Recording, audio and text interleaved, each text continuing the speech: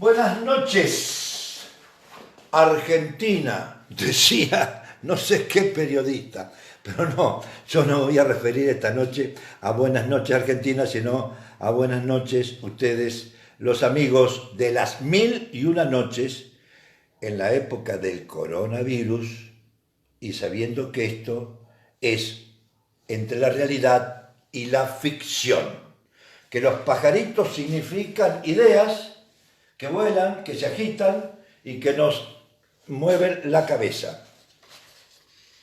Como pocas veces lo hemos hecho, casi que nunca, estimada, fíjese, esto va a ser una imagen que vamos a tratar de mostrar en el transcurso de esta edición, número 36, jueves 28. Esta es otra imagen. Qué raritas que son, ¿no? ¡Ja, ja! Esto es el pasado americano de lo que vamos a hablar. Y estas son imágenes de una Argentina presente y de un deporte que ha sido el que más medallas internacionales ha ganado. Luego lo vamos a mencionar en un tipo de variedad y en otra variedad. Después nos van a explicar qué es esto.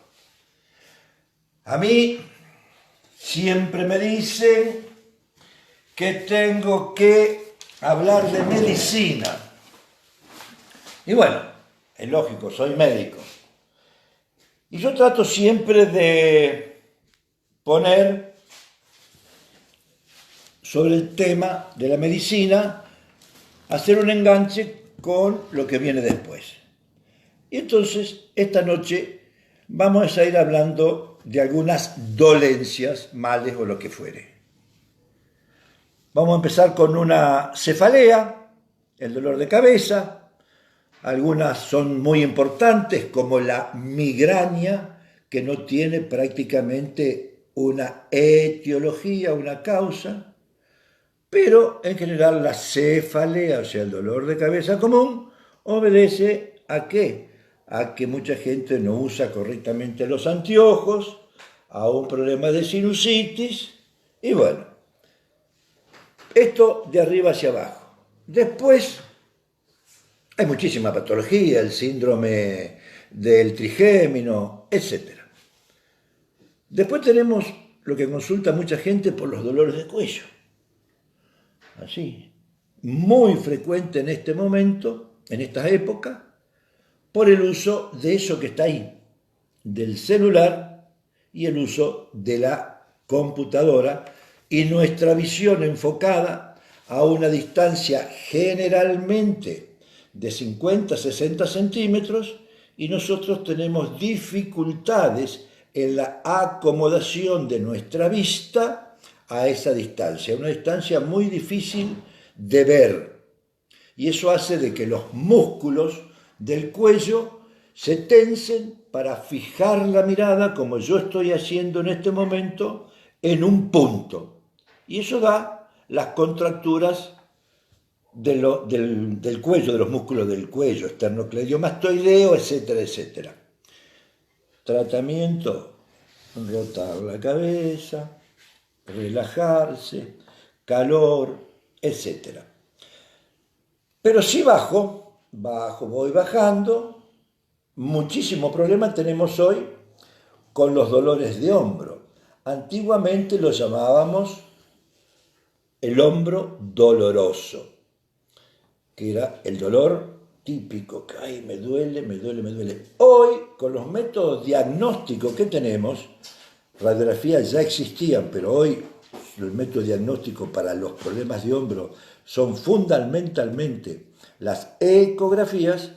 Sabemos que hay muchas tendinitis, inflamación de los tendones y de su vaina, llámese del supraespinoso, que hay que hacer otro tipo de ejercicio de relajación y que obedece también a factores posicionales. Si bajo, hablo del codo, lógicamente hay muchísimas más patologías, pero hablo de las más frecuentes, en el codo. Típico, lo que llamamos el codo del tenista. Ay, agarro acá, me duele y cuando quiero agarrar algo, en un determinado momento, no tengo fuerza, petizo se me cae. Eso, tocamos acá, es lo que llamamos el codo del tenista y a lo mejor de algunos pelotaris le puede pasar también. Le puede pasar eso porque es de tanto hacer este movimiento. Se llama depronar y de supinar.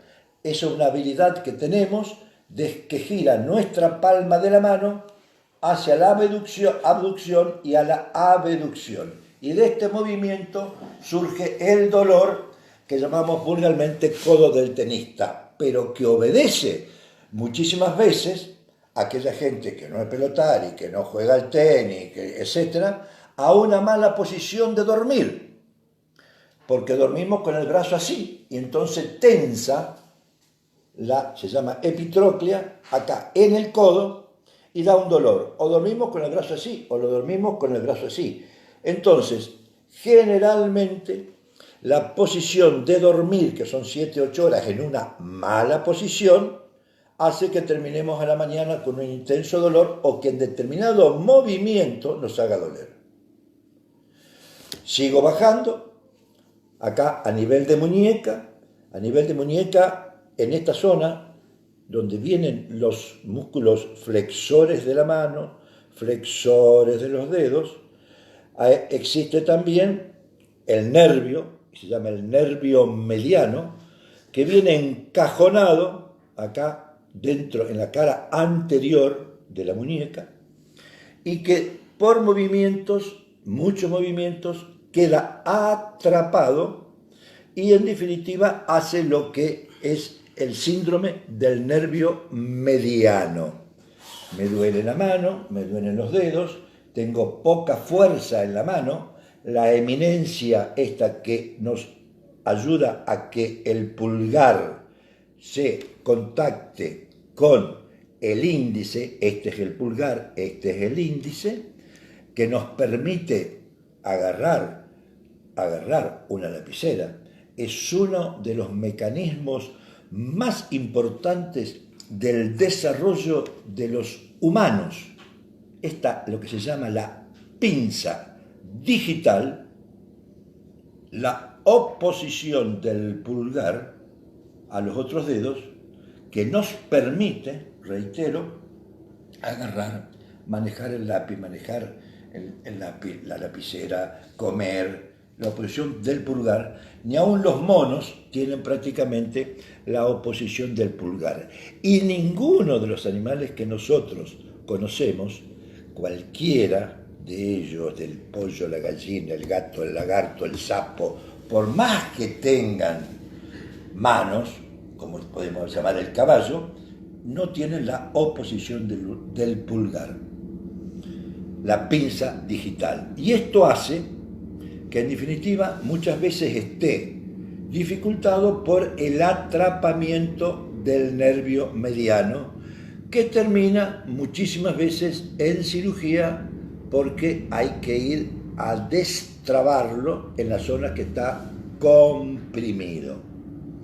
También tenemos, digamos, lo que podemos llamar los síndromes paranerviosos, que son los dolores de brazo, el adormecimiento nocturno de la mano, que nos obliga a sacar la mano de abajo de las cobijas y tratar de despertar la mano, que prácticamente podemos decir que se acalambra, pero está prácticamente dormida, y eso es por un problema a nivel de cuello, por la contractura de los músculos cervicales, que son estos.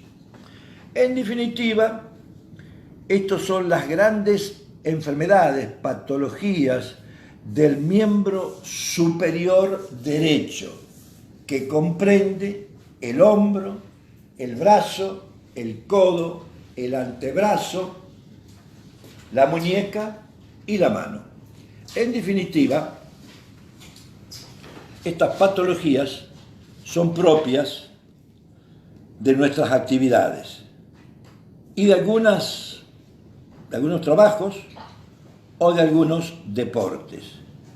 Pero yo no vine acá para hablar de enfermedades, vine al mismo tiempo de informarles sí, de lo que es estas patologías, pero a divertirnos un poco con otras cosas, con otros, en este caso, deportes, trabajo, vivencias, vida de la gente, y se nos ocurrió invitar a una persona que también llegó a ser, por un punto, que perdió, por un punto, llegó a ser subcampeón mundial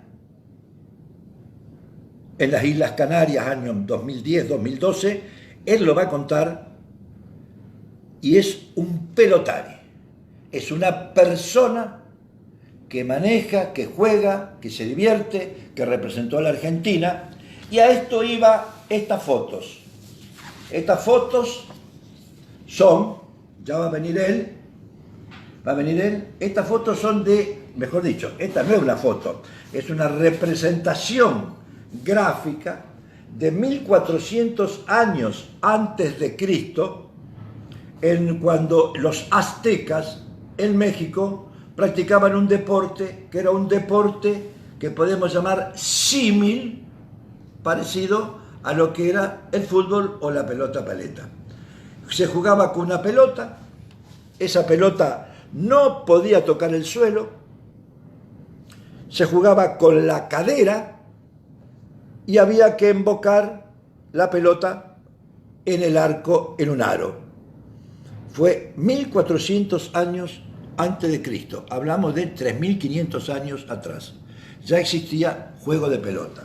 Se fueron diversificando, los ingleses hicieron el fútbol, los españoles la pelota paleta, etc.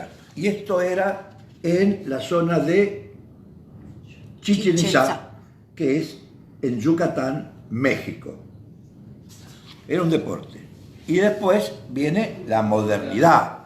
Y para eso, acá está la vuelta, y para eso Diego Fernández, que transita en estas canchas, en esta es una que ha transitado, y esta otra que también ha transitado, que nos ha representado a nosotros en el mundo como pelotari, le damos la bienvenida y te decimos buenas noches, Diego Fernández. Bueno, ¿cómo te va? Arrimá la silla y vamos a hablar de deportes, vamos a hablar de vida y vamos a hablar de deportes, vamos a hablar de vida, de expectativas, sueños cumplidos, sueños incumplidos. Diego es nativo de Colón. De Colón. ¿Dónde naciste? ¿En Colón? En Colón, provincia de Buenos Aires. ¿Qué día, Diego? 30 de octubre del 79. ¿El mismo día que nació quién? Diego Maradona. Así que son. No por eso nos llamamos Diego, pero bueno, fue casual. Fue casual que los dos Diegos hayan nacido un 30 de octubre del 79. 79. ¿Tenés entonces? 40 años. Perfecto, 39, 40 años. Colón. Madre, bueno. Arrimate un poquito mirando, apuntando acá. Ahí está.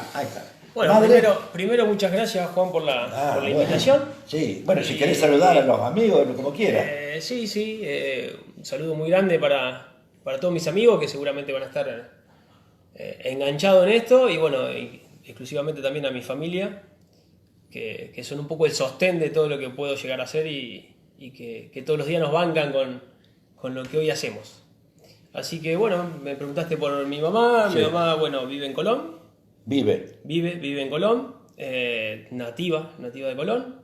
Mi papá fue nativo ya fallecido, pero fue nativo de Labor de Boy. Bueno, pues de muy joven se fue a vivir a Colón y formó esta familia, bueno, donde soy el hijo menor. Somos 4 hermanos y bueno, soy el hijo menor de esta familia. Para la gente de Labor de Boy, vos sos sobrino del Grillo. Del Grillo Fernández. Soy sobrino. Sodero que repartía la soda en un carro, en un breque, digamos, en Labor de Boy. Tradición, sí. Tradición Eran para dos, la dos gente. tíos solteros, hermanos de mi papá. Sí. Era el Grillo y el Pato, muy famoso en la zona y eran muy conocidos. Y sí, bueno, siempre han repartido y han tenido sodería donde se repartía en una tradición antigua que era un breque y un caballo. Y creo que todos los pibes jóvenes de esa época han transitado las calles de la Boroboy con este sistema de breque y caballo, ¿no? Bien. Así que bueno, eran dos tíos muy referentes de ese pueblo. Bien, pero vos en Colón. En Colón. Bien, En Colón. naciste, como dijimos, en el 79, estudiaste, Estudiamos, hice una carrera primaria, incompleto el secundario, en quinto año he tomado una decisión en cuanto al estudio y he abandonado, digamos, yéndome muy bien en el colegio, pero porque había visto una referencia que por ahí podía hacer una carrera universitaria con mi oficio y mi deporte y tratar de disfrutarlo y avanzar con eso y ganándole tiempo a ese título donde hoy no estamos arrepentidos de ese título, que no lo tenemos, pero hemos hecho otras vivencias donde nos hemos dedicado a trabajar y bueno, hemos tenido nuestros frutos. En conversaciones previas, esto yo es la primera vez que lo voy a contar, Diego nos planteó casi dos aspectos de su vida, una vida de deportista y una vida de trabajo y educación. Yo voy a tratar de ver si puedo separar y al mismo tiempo unir estas cosas. Pero empecemos educación y trabajo. Vos me decías que teniendo 8 años tu madre trabajaba. Sí. Te lo vamos a hacer un poco más simple. Ya a los 8 años por ahí tenía esa visión de colaborar con la familia y realmente que mi mamá, bueno, laburaba, trabajaba en una máquina de coser, le llevaban trabajo a su domicilio. Y para facilitar esa tarea de mi mamá, bueno, colaboramos en dejarle una tarea para que ella pueda rendir y ganarse unos pesos más en esa época, que era complicado. Y bueno, trabajábamos realmente para darle una mano y después me iba al colegio. ¿Qué hacías concretamente? Concretamente dejábamos planchados los bolsillos traseros de pantalón, entonces ella, de jean, y ella los colocaba, ella se encargaba de pegarlos. Que bueno, notaba que el esfuerzo de ella entre plancharlo y pegarlo no podía sacar la misma cantidad y bueno, por eso colaborábamos con mi mamá en este caso. Yo se lo dejaba planchado y ella sacaba un poquito más de producción y bueno, le rendía unos pesos más, entonces el fin de semana cuando cobraba le era un poquito más rentable, digamos. Era más rentable. Entonces, también era una forma de participar y colaborar con la familia, que siempre mis viejos fueron laburantes y bueno, por ahí tenían sus carencias económicas donde todo el mundo tenía que salir a laburar. Había que trabajar. Después de ahí seguiste la escuela primaria y al mismo tiempo trabajaste, hacías alguna cosa. Sí, siempre. ¿Siempre te gustó? Siempre nos gustó trabajar. Gitano. Bueno, no sé gitano, medio... Pero bueno, siempre nos gustó trabajar y en relación de aprovechar esos tiempos que uno nos da. Qué sé yo, a ver, cursaba la escuela primaria a la mañana, de 8 de la mañana a 12 y 5, y bueno, nos quedaba toda la tarde libre, entonces en vez de andar en la calle o tratar de a lo mejor hacer, me era muy fácil las tareas del colegio, donde las hacía muy rápido, y bueno, trataba de aprovechar y también de hacer algún trabajito, y bueno, teníamos en la familia, un familiar tenía una estación de servicio, que era el suegro de mi hermano, que la sigue teniendo actualmente ahí en Colón, donde, bueno, con mi hermano nos dedicábamos a la tarde a lavar autos, o a despachar combustible, o a hacer bancos, y yo ya con 10 años, 11, bueno, me habían dado la posibilidad de estar dentro de ese trabajo, que le ayudaba a ellos también, y yo me ganaba unos mangos, y con ese trabajo fue mi primer bicicleta, por ejemplo, que me pude comprar con mi primer sueldo. Bien. Así que son cosas que uno va tratando de aprovechar los tiempos que nos fue dando la vida. Y más allá de que podía hacer la parte primaria, también, y si podía colaborar en algún peso más, peso menos, pero también colaboraban en mi casa. Y algunos ahorros que bueno, que uno siempre va guardando en una cajita y desde muy chico por eso lo fuimos haciendo. Bien, Y en la escuela secundaria la hiciste En Colón, en la Escuela Técnica de Colón, donde también tenía muy buenas notas, muy buenos, también cabe destacar que tenía muy buenos compañeros. En la Escuela Técnica por ahí era más difícil tratar de trabajar porque era doble turno, se cursaba a la mañana y a la tarde, pero bueno, tenía muy buenas notas en una de las especialidades de las materias que había en el colegio, y tuve la suerte de que dos de mis profesores, que eran la parte de dibujo técnico, tuve la suerte de que ellos tenían un estudio de arquitectura, Laura Curis y Tito Anesi, donde también, como tenía muy buenas notas, me habían hecho una propuesta de que si yo no le hacía dibujos o no le hacía planos en ese momento, fuera horario del colegio. ¿Edad? Y tenía 14, 15 años. Dale. Donde, bueno, qué sé yo, todo servía para un ahorro más, así que bueno, mientras hacía la parte secundaria también trabajaba con ellos y tenía siempre ese pesito de más donde seguíamos ahorrando o teníamos para empezar a salir en esa época y bueno, siempre fue aprovechar esos tiempos. ¿Cuándo tenía tiempo para jugar a la paleta? Y bueno, la paleta, A ver, porque por ahí es un don. Laburo. Es un don que por ahí nos ha dado, eso por ahí tenés que nacer y después bueno, se puede ir perfeccionando, ¿no? Y a la paleta arranqué a los 9 años, Muy bien. donde jugué hasta los 12, 13 años. Me quedaba la cancha muy cerquita de mi casa, donde íbamos todas las tardes o tardecita, que podíamos jugar, que era una cancha muy tradicional, antigua, que era la cancha del Bosque en Colón, donde se concretaban un montón de partidos y donde todos los días había mucha gente. Entonces por ahí también fue la mezcla de aprender a jugar, de ir superándome. Trataba de jugar partido con gente más grande, yo era muy chico. Mi papá por ahí me acompañaba, o tenía uno de mis hermanos también le gustaba jugar y me acompañaba. Entonces bueno, por ahí ya era, aparte de entrar en los desafíos o entrar a competir. Y bueno, entonces jugaba a los 13 años, también jugaba al fútbol, jugaba en el Club Barracas de Colón. Entonces de los 13 a los 17 me dediqué a jugar al fútbol directamente, no jugaba a la paleta. Tuve la suerte de jugar en primera y debutar en primera a los 15 años, donde salimos campeón 2 veces. Con Barracas. Con Barracas, que era que en esto del tema de la cuarentena nos ha hecho recordar que nos han subido fotos hace un par de semanas, y como fue el aniversario del Club Barraca el 25 de mayo, han subido un par de fotos donde estoy, y por ahí entras a recorrer esa foto y volvés para el tiempo para atrás y decís cómo tan chico estar con compañeros que eran de más edad que yo. En ese momento yo tenía 15 y que yo el más cercano a lo mejor tenía 22, 23, 25, 30 años, y bueno, tuve esa suerte también de haber disfrutado, de haber jugado al fútbol hasta los 17, y ahí retomé nuevamente la paleta, donde también fue creo que una suerte o una forma de elección, donde ahí ya lo hicimos más profundo al deporte de la paleta, donde me ha dado muchas amistades, mucho conocimiento, he recorrido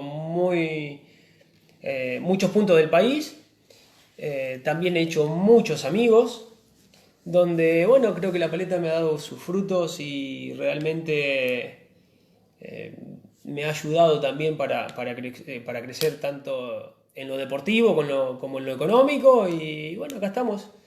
Y ahí dejaste, 16, 17 años, dejaste de estudiar. Dejamos de estudiar, fue Claro. también ahí un nexo que cuando dejo de estudiar también incorporo de meterme directamente a la paleta. Veía que podía, sin el estudio, que podía llegar a más allá de hacer un oficio, obviamente que aproveché esos tiempos de seguir laburando, pero también el deporte me ha dado esa rentabilidad que a lo mejor hoy por hoy no sé si el estudio me lo hubiese dado. Bien. Entonces fue una forma de elección, una visión a futuro, donde se tomó una decisión que no fue fácil tomarla porque no tenía de acuerdo a mis viejos, que eran en ese momento mis mejores referentes. Pero bueno, después de un largo tiempo lo hemos charlado y han entendido cuál fue mi decisión, donde nunca tampoco me han reclamado ni me han reprochado. En los primeros días sí, era complicado volver a mi casa porque bueno, me querían linchar, digamos, más que nada por el tema de que por qué había dejado de estudiar con la facilidad que tenía de estudio, ¿no? Y nada, pero yo le expliqué después de un tiempo que mi mejor carrera universitaria la iba a hacer en el oficio o en mi deporte, donde le iba a sacar mejor rentabilidad y iba a tener un mejor futuro, ¿no? Dejaste de estudiar y fuiste a trabajar. Fui a trabajar. ¿A dónde? Anécdota. Fui a trabajar a una empresa metalúrgica en Colón, donde, bueno, dejé un mediodía, tomé la decisión de no ir más A la escuela. al colegio. Y a la tarde me fui a anotar en una empresa metalúrgica que es muy importante y hoy está muy bien posicionada, que es Stari, donde me anoté y me tomaron mis datos y me dijeron, bueno, con el conocimiento que vos tenés de saber manejar un par de máquinas que había tomado como experiencia en el colegio, al día siguiente me dieron trabajo. Entonces, qué mejor posibilidad de haber tomado una decisión de dejar de estudiar y al otro día ya tener la oportunidad de tener un trabajo, así que me había ido. Yo en mi concepto personal estaba muy contento y así fue. Al otro día me presenté a trabajar y después de una semana, 10 días, no recuerdo bien cuánto, pero no fueron más de 10 días, uno de mis profesores, casualmente son destino, calculo, de la vida, ¿no? Porque uno de mis profesores va a esta empresa. Después de varias charlas, nunca le pregunté por qué cayó ese día, pero bueno, estimo que son circunstancias de la vida, ¿no? Donde Tito Anesi me encuentra trabajando ahí, me pregunta, ¿qué haces acá adentro? Yo estaba todo engrasado. Y ahí le dije que lo charlaba a la tarde porque estaba trabajando y que había dejado de estudiar. Relativamente no se habían dado cuenta que yo no iba más al colegio, se ve que pasaba desapercibido adentro, no era ningún molesto ni nada por el estilo, porque no se habían dado cuenta que yo hacía una semana ya que no iba al colegio. Y bueno, me esperó en su oficina a la tarde a dialogar y que nos debíamos una charla a ver por qué yo había tomado esa decisión, de los cuales, bueno, a la tarde cuando salí de trabajar fui al estudio y tuvimos una charla muy larga donde él me brindaba y me daba todas las posibilidades para que retomara el colegio. Me faltaban 6 meses para poder recibirme de la secundaria. Entonces yo hasta me había comprometido en que no me iba a hacer falta ese título secundario y que le di mis explicaciones por qué había dejado y bueno, me entendió hasta que me dio la posibilidad de decirme que me iba a conseguir un mejor trabajo, donde se lo agradecí en ese momento y que si existía la mejor posibilidad yo la iba a aprovechar y se lo iba a agradecer en algún momento, ¿no? Entonces salta una posibilidad ahí en la misma charla y al día siguiente creo que me llama y me dice, Diego, mira, hay una persona que ha traído máquinas electrónicas para incorporar en su taller, que era Juan Mayobre, que era una empresa textil en Colón, donde, bueno, necesitaban un mecánico para poder arreglar, un aprendiz de mecánico, porque tienen un excelente mecánico adentro de la empresa, donde necesitaban una persona joven para hacerse de la capacitación y que a futuro pueda manejarle la parte mecánica de la empresa. Así que no dudé, también le vi que en esa empresa podía llegar mucho más lejos y bueno, tuve una entrevista con Juan Mayobre y ahí arranqué como aprendiz de mecánico en esa empresa donde al poquito tiempo, a los 6-7 meses me dan la posibilidad de manejar una sección, un equipo con 30 personas. Yo en ese momento ya tenía 18 años. Y vos Tenías 18 años. Y vos ya sabías de planchar bolsillos por tu vieja. Ya tenía un poco de experiencia en el rubro, entonces.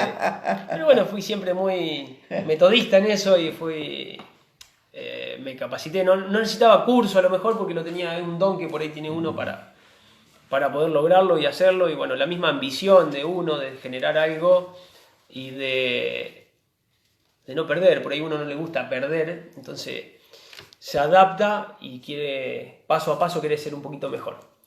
Entonces, bueno, acepté esa posibilidad de manejar esa sección, donde tuvimos casi 2 años manejando esa sección. Y bueno, después también Juan en un momento le sale una posibilidad de agrandar su empresa, trasladarse a Pergamino. Le había salido una muy buena perspectiva laboral, donde se podía incorporar entre 100 y 150 personas. que creo que en ese momento Aparece. estábamos muy cerca de ir a Pergamino, pero también, como digo siempre y como lo dije anteriormente hace un ratito, son cosas del destino y son cosas que suceden y que por ahí uno tiene suerte también en esas cosas, que aparte de buscarlas o aprovecharlas, también te tiene que tocar esa varita de suerte. Y aparece un Juan Bilicic que interviene y bueno, por eso la fábrica, en vez de ponerse en Pergamino, se pone en Wilray. Estamos hablando año 99, esta reunión, entre el 99 y el 2000, donde por eso caigo y bueno, ya vengo a Wilray directamente a manejar esa empresa y hacer ese proyecto para 140 empleados en ese momento. Yo en ese momento tenía 20 años y bueno, me atreví a tomar ese desafío para poder manejarla y poder armarla y poder sacarla adelante. Así que bueno, por eso estamos en Wilray y desde el 2000 que se abrió esa empresa, por eso caímos. Vamos retrotrayendo al deporte y en ese momento, después vamos a tomar después, sí, a ver qué que necesitamos hacer un llamado a la solidaridad. Lo voy a leer. Sí. Perdón, Sí, ya seguimos porque tiene que ver con el deporte, ahora que acaban de dar pie. Que el deportista Lázaro Bonora dejó olvidados sus discos en la pista de atletismo. Y si alguien lo encontró, por favor, que los pueda regresar porque son muy importantes para su entrenamiento. Lázaro estuvo acá, ustedes vieron la cantidad de medallas y lo que significa el esfuerzo. Le pedimos por favor a quien lo haya visto que los devuelva. También. Gracias. Bueno, gracias por venir. Bueno, sigamos. Ahí entonces estábamos acá en Wilray, te hiciste cargo del proyecto Mayobre y al mismo tiempo pelota paleta. Pelota paleta, sí, obviamente siempre aprovechando los espacios y el tiempo, ¿no? Ya una vez que a los 17 años había abandonado el fútbol y había comenzado la paleta, bueno, también se jugaba los fines de semana, entonces se aprovechó ese tiempo que donde no estábamos trabajando, por ahí lo usé como un trabajo los fines de semana para jugar a la paleta. Hacía un deporte que me gustaba, que trataba de ir mejorándome también, ir perfeccionándome en el deporte, y a la vez era un anexo más en la parte económica, donde aprovechaba esos tiempos de fin de semana para lograr cosas más importantes, obviamente, ¿no? Bueno, después de ahí, de Juan Mayobre, otro trabajo en la empresa Cartujano. En la empresa Cartujano, sí, en 2006 tuvimos una reunión, me presenta un proyecto Nino y Mariano y bueno, yo lo adapto, me incorporo en la empresa con ellos a manejarle la parte de producción, en la parte de plano, que es la parte de ingeniería. Así que estuve con ellos 4 años, hasta que, bueno, y bueno, otros objetivos más puntuales, porque esto normalmente te da un techo, donde yo también quería ser parte, ya había llegado a los techos de cualquier empresa, donde también uno, un poco el fano, en la parte ganas de seguir creciendo. Entonces, bueno, nos dio la posibilidad de independizarme y bueno, así fue. Arrancamos y... Arrancaste, seguiste en empresa textil. Seguimos con la parte textil hasta el 2015, donde también, obviamente, sigo pasos a los años, pero bueno, cada vez jugaba más fin de semana a la paleta, que eso nunca lo abandonamos. Y en realidad, bueno, fueron pasos importantes y desafíos personales donde siempre me gustó tener un poco más o llegar a esos desafíos, decir, uno siempre puede y no quedarse con, y lo podría haber hecho o no lo podría haber hecho, entonces nunca, digamos, lo pensé, fueron decisiones tomadas donde siempre fui confiado en lo que podía llegar a ser y hoy somos, o por ahí lo que tenemos es por un poco la ambición, el esfuerzo, la dedicación y tratar de superarse en todo lo que uno puede, ¿no? Sin descartar que, bueno, también la familia, en la etapa de Wilray, en el 2005, bueno, me conocí a mi actual esposa, donde es un referente muy importante, un pilar muy importante en todo lo que yo puedo llegar a hacer, porque sin la familia seguramente esto no se puede lograr, no se puede hacer si no tenés el apoyo de la familia. Han padecido muchos fines de semana de mi ausencia, que yo no he estado por el tema del deporte, muchas horas dedicado a mi trabajo, entonces me quedaban pocas horas para dedicarme a mi casa, a mi familia.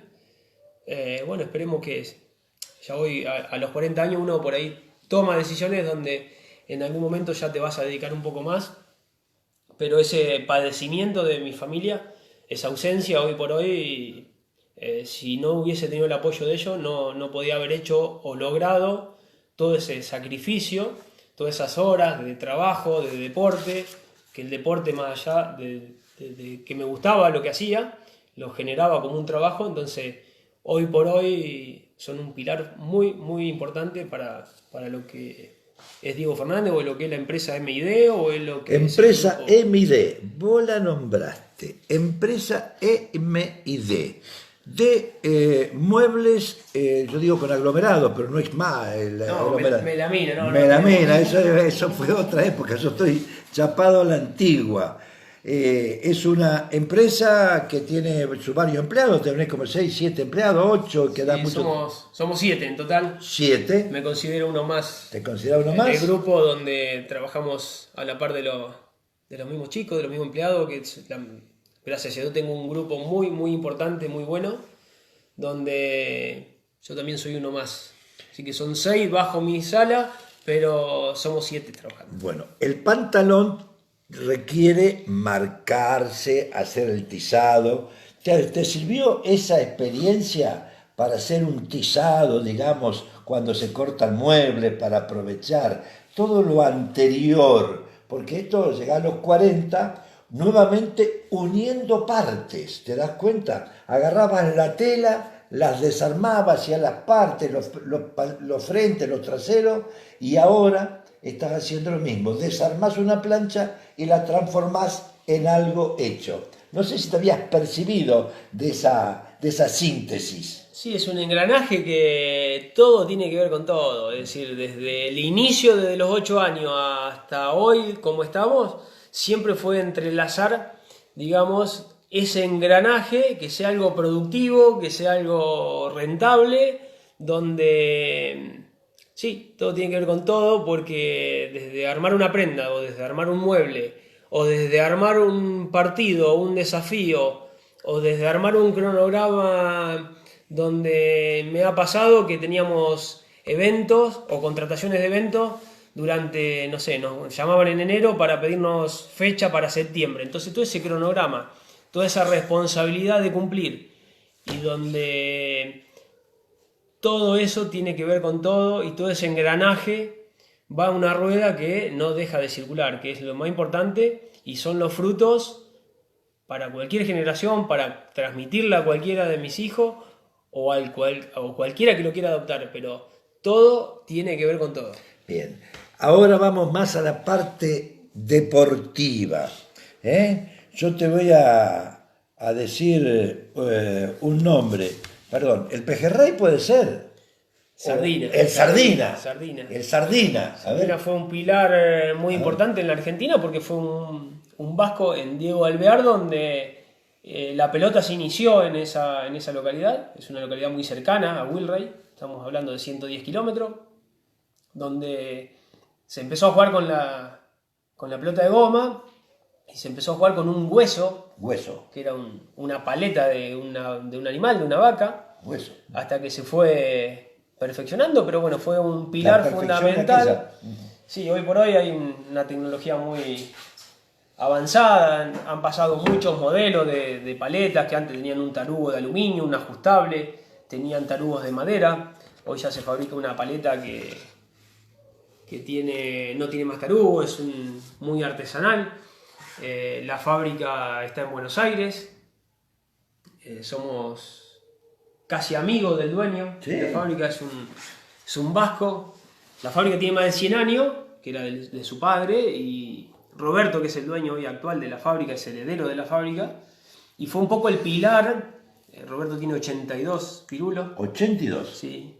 cada torneo nacional o cada torneo que se juega, que lo juntamos o nos contratan a los jugadores principales de Elite, Roberto presencia todos estos partidos, donde tenemos siempre charlas, y hace un par de años que me quiere vender la fábrica.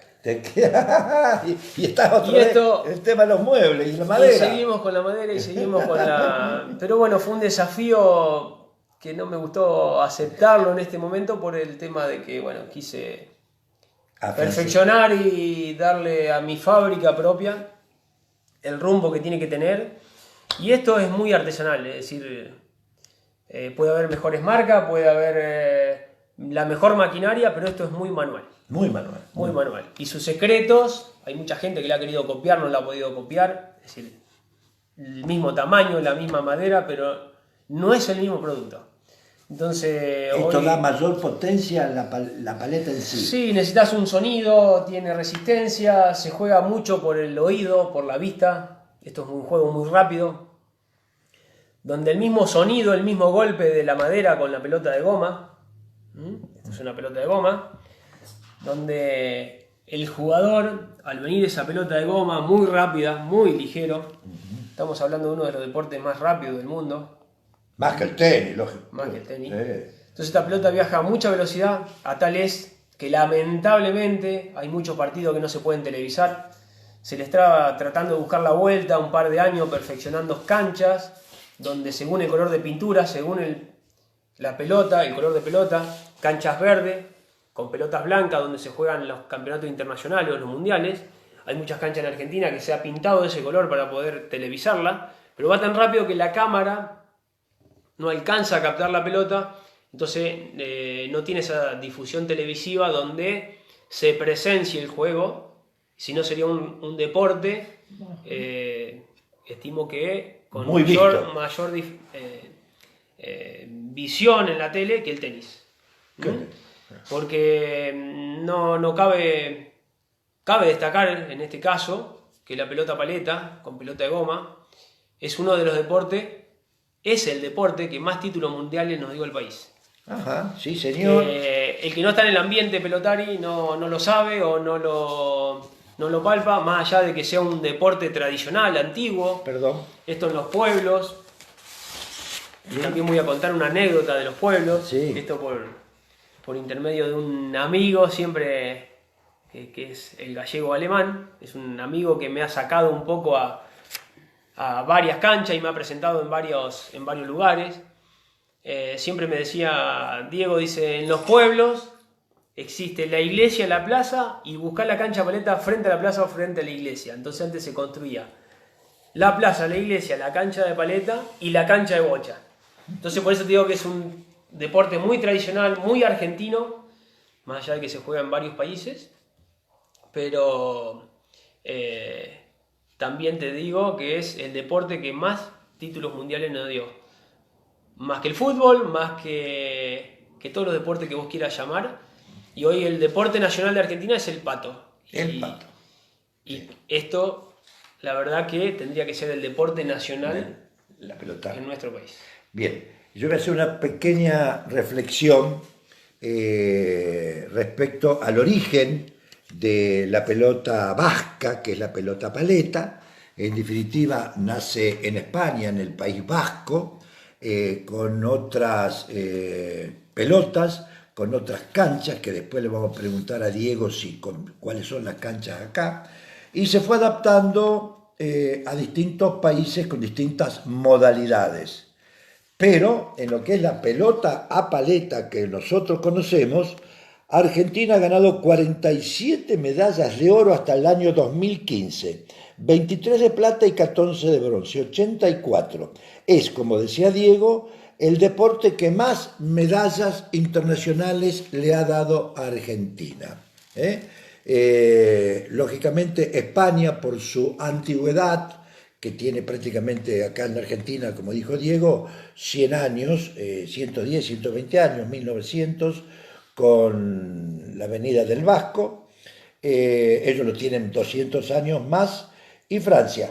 Pero existiría la posibilidad de que Argentina lograra más medallas si ocurriera ¿qué, Diego? No, porque relativamente es un dato muy importante, no lo tenía mucho en cuenta, donde en esta especialidad que jugamos los argentinos, que es paleta con pelota de goma, es un deporte muy tradicional, donde otros países, la pelota vasca son 16 especialidades, Sí. donde toda esa sumatoria de medallas, por eso estamos tercero en ese ranking, lo que es España, Francia y después viene Argentina, es porque España y Francia logran más medallas en otras disciplinas que Argentina no compite. Que Argentina no compite. O que compite, y como nos competimos nosotros anualmente o tradicionalmente en las otras especialidades, normalmente no logramos a tener medalla, Claro, o antiguamente no ha tenido medalla. Perdón, este entonces sería el medallero de pelota vasca. De pelota vasca, que exactamente. son otras variedades. Exactamente. Hay a pelota paleta argentina. Sí, llevamos, Claro. llevamos un mejor podio con la pelota tradicional donde jugamos los argentinos. Por ejemplo, una de las especialidades que me tocó participar en mi primer mundial, que fue 2006 en México, fue con otra especialidad que juegan los vascos. Esto se juega mucho España, Francia, México, donde jugamos con esta herramienta donde se llama pala corta, se juega con pelota de cuero, como la que ves. Es una pelota que viene muy rápida, muy pesada. La paleta es otra dimensión totalmente distinta a la tradicional. Pesa 850 gramos contra 400, la tradicional. Entonces esto tiene que estar muy bien entrenado, donde se juega con casco, con una antiparra, donde esta pelota te produce un golpe, no podés seguir jugando porque es un cascote, donde era una especialidad que me habían propuesto: Diego, ¿te animás a participar? Se hicieron 2 torneos internos, donde bueno, tuve la posibilidad de ganarlo en esta especialidad. Sabía que en ese momento en pelota de goma no tenía posibilidades porque había excelentes jugadores o jugadores que competían con nosotros. Entonces me propuse practicarlo, entrenar durante ese año, que me habían hecho la propuesta por la federación. Y bueno, llegué a lograr a jugar y a participar en mi primer mundial, y no en una especialidad que jugábamos durante todo el año. Entonces, por más allá de que sea la misma pelota vasca, que sea similar el juego, similar la cancha, pero estamos hablando de una herramienta totalmente distinta que no era lo mismo. Entonces nos hizo que otro tipo de entrenamiento, otro tipo de físico para no poder lesionarte, porque estabas hablando de que venís con una pelota muchísimo más pesada, más grande. La misma herramienta pesa un poquito más del doble, entonces tenía que estar bien preparado físicamente. Bueno, tuve la posibilidad de jugar el primer mundial, pero era una especialidad donde no era habitual para los argentinos, y bueno, pero sumé la primera experiencia mundial. ¿A dónde y fue? Eso fue en México, en el Distrito Federal. Y bueno, tuvimos la posibilidad de salir cuarto. Bueno. Bien. Se completó con la expectativa que teníamos, no era ni a buscar ninguna medalla, ni a salir campeones del mundo, sino era tratar de participar y que Argentina tenga una mayor especialidad y una posibilidad más de una de las etapas para participar en ese mundial, digamos. Donde los argentinos en la especialidad, los chicos que fueron en la misma delegación, tuvieron la suerte de ganar la Copa de ganar el mundial también. ¿Qué año Así fue? que eso fue en el 2006. 2006. Sí, donde, bueno, una satisfactoria también, más allá de que nosotros hemos salido cuarto, pero festejase el campeonato como si fuera de uno, porque estamos hablando de Argentina, así que eso también nos suma y festejamos como porque estábamos en el mismo equipo. Así que bueno. Después representaste otra vez a Argentina. Sí, ahí fue en el 2009, en España. Eso representamos la especialidad que sí realmente nosotros jugamos, más allá de que las canchas internacionales, lamentablemente en Argentina tenemos una sola cancha para poder entrenar, que se encuentra en el Senar, estamos a 300 y pico kilómetros, donde otros países se han igualado o han perfeccionado su juego porque se han dedicado y se han puesto en ritmo para poder ganarle a Argentina. y tienen la suerte de jugar, por ejemplo, México, España o Francia. No existen las canchas tradicionales como hay en Argentina, que son todas de distintos tamaños o distintas variedades, pared izquierda o pared derecha, sin rebote, con frontón más bajo, donde España, México y Francia, vuelvo a repetir, tienen la suerte de tener los frontones internacionales y de punta a punta al año juegan y entrenan en la misma cancha donde se juegan los eventos internacionales.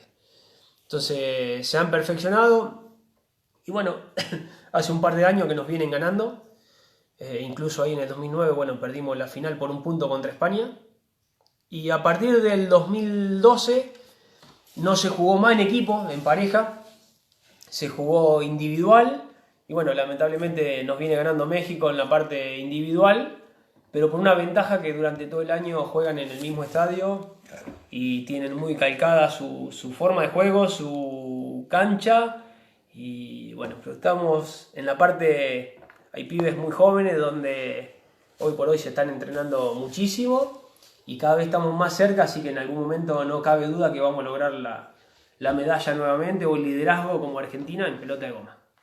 Muy bien. Así que bueno, acá tengo la medalla. La medalla, este es el único recuerdo que nos queda del Mundial, que más allá no sé si de tristeza por haberla perdido por un punto o lamentablemente no miro para atrás, miro para adelante y a lo mejor hago, en vez de triste, me pongo contento porque hoy un subcampeonato y haber jugado un Mundial es sumamente positivo.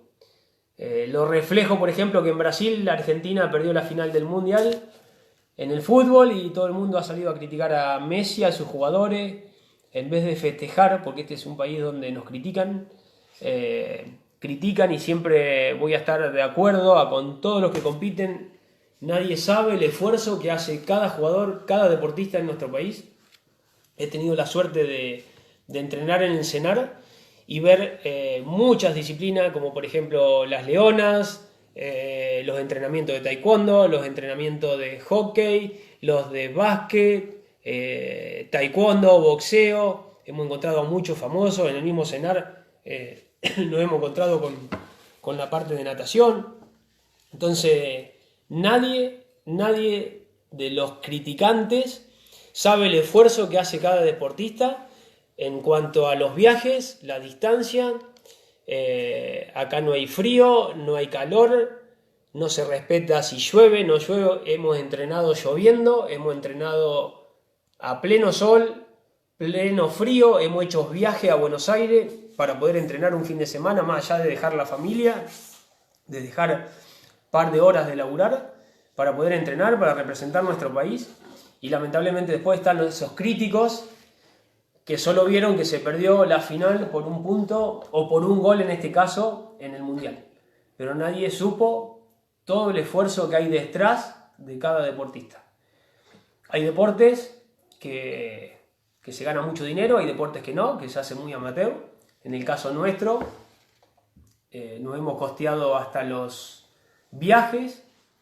Hace un par de años, bueno, han cambiado algunas políticas de la federación y han gestionado con Nación algunas becas, pero yo ya lo agarré medio tarde, tuve la posibilidad de cobrar beca durante un año, pero fueron todos viajes costeados por nuestro sacrificio, por nuestro trabajo, y más allá que era para representar a nuestro país, tanto el 2006 como el 2009, cada jugador se tuvo que costear su pasaje, que en este caso hemos ido hasta con Aerolíneas Argentinas en el 2009, y nos hemos pagado el pasaje nosotros para representar a nuestro país. Entonces, seguramente que en todos los deportes tienen sus mismos problemas, su misma parte económica, por eso siempre soy un crítico en este caso, de que todo el esfuerzo de cualquier deportista argentino, sea del deporte que sea, de su logro, su posición, es meritoria. Entonces, criticar de afuera es muy fácil. Castigar a cualquier jugador o a cualquier equipo donde pierda una final es muy fácil, pero nadie sabe el sacrificio que hubo detrás de todo eso. Y seguramente no debe haber ningún deportista que quiera perder ninguna final, ningún partido, y menos representando a nuestro país. Diego nos ha dado una clase de realmente de responsabilidad, de logros, de objetivos. Yo creo que es otra noche espectacular. Y una última pregunta, antes de irnos. ¿Es cierto que se puede romper la pelota en un paletazo? Se puede romper la pelota, se puede romper la paleta. La paleta. Hemos visto en 21 años de paleta, hemos visto en cada cancha, en cada jugador, muchísimas cosas. He presenciado partidos, he jugado partidos y en el mismo partido hemos roto 7, 8 pelotas. ¡Epa! De pegarle, porque por ahí la pelotita es un núcleo interno que es hueco, tiene un aire, un gas que se le inyecta, después un caucho, y bueno, cuanto más caliente, más temperatura tenga la pelota, más rápida viene, y bueno, se hace más interesante el juego, ¿no? Entonces los días de mucho calor, explotan las pelotas. Bien. Se parten, se explotan, se rajan, así que... ¿Se cambian las pelotas en el partido como en el tenis? A veces sí, a veces no, según en qué partido, en qué evento, cada cancha tiene su metodología. Normalmente cuando hace mucho calor, cada 2 o 3 tantos, para conservar la pelota que no explote por la temperatura que levanta, se van cambiando, para darle un poquito más de rendición a la pelota y que no se explote, ¿no? Se gastan. Se gastan. Sí, la pelota... al tacto es muy áspera cuando es nueva. Esta pelota ya quedó chiquita, desgastada, pero tiene una circunferencia un poquito mayor, donde a medida que va jugando, según las paredes, según los pisos, según las canchas, va produciendo un desgaste, y cada vez que tenga ese desgaste, más vieja es, menos velocidad agarra, menos efecto agarra. Entonces tiene todo su secreto. Esos son los secretos de los pelotari. Son los secretos de los pelotari. El arte. El arte de la pelota. Eso es el arte. El arte de la pelota. Como te decía, que la fabricación de la paleta también tiene su secreto y tiene que tener un buen sonido, porque el jugador ya hoy es como el guitarrero, ¿no? Toca de oído. Ajá. Entonces vos también podés presenciar la velocidad y te podés anticipar a una jugada de una pelota que viene muy, muy rápida según el sonido que tuvo la paleta. Según el sonido de la paleta del contrario. La paleta del contrario. Entonces, como esto es un juego en equipo, pero tenés un adversario, tenés que tratar de adivinar los golpes, de anticiparte a esa jugada. Obviamente que necesitas un estado físico muy importante, una visión muy importante. Hoy nosotros ya con 40 estamos retrocediendo a todo esto. Desgraciadamente tuve una rotura que me perjudicó muchísimo en el 2017 jugando un campeonato nacional en Entre Ríos. Tuve la desgracia de romper los ligamentos cruzados. Ajá. Así que tuve un año inactivo, un año parado, que tuve la posibilidad de operarme, pero hacer una rehabilitación, volver a jugar, y a los 5 o 6 meses me volví a romper. Entonces me ha alejado un poco del ritmo que venía de las canchas, que también no veo la desgracia, es decir, uno cumple su ciclo y a la vez todo pasa por algo. Cuando empezamos la charla, que fue mi primer objetivo, que todo pasa o tiene que pasar por algo, ¿no? También fue valorable todo lo que me aguantó mi familia en ese momento, de viajes, de estudio, de operación, de rehabilitación, de todo ese compromiso que se han tomado conmigo. Y creo que, bueno, aproveché también ese tiempo para estar un poco más en mi casa, de no viajar todos los fines de semana. Por eso digo, el todo pasa por algo, porque por ahí disfruté un poco más mi familia en esa rehabilitación, en ese año que estuve dedicado a mi recuperación. Diego, nos tendremos que despedir. ¿Alguna reflexión final? Nada, que dejarle siempre a los jóvenes que esto nunca bajen los brazos, que nunca digan no puedo. Esa palabra del no puedo, no me sale, es mentira. Todo puede, todo se puede lograr. Esto no depende de estar bien económicamente o no, porque yo nací de muy abajo. Más allá de haber tenido un don o una facilidad de mi deporte y que lo he aprovechado, pero todo se puede en la vida y se puede lograr, siempre con dedicación, responsabilidad y siempre haciendo las cosas como corresponde, muy natural. Así que nada, que nunca bajen los brazos y que los jóvenes tengan su visión a futuro que todo se puede lograr. Bueno, otra noche de las 1001 noches, esta fue con Diego Fernández,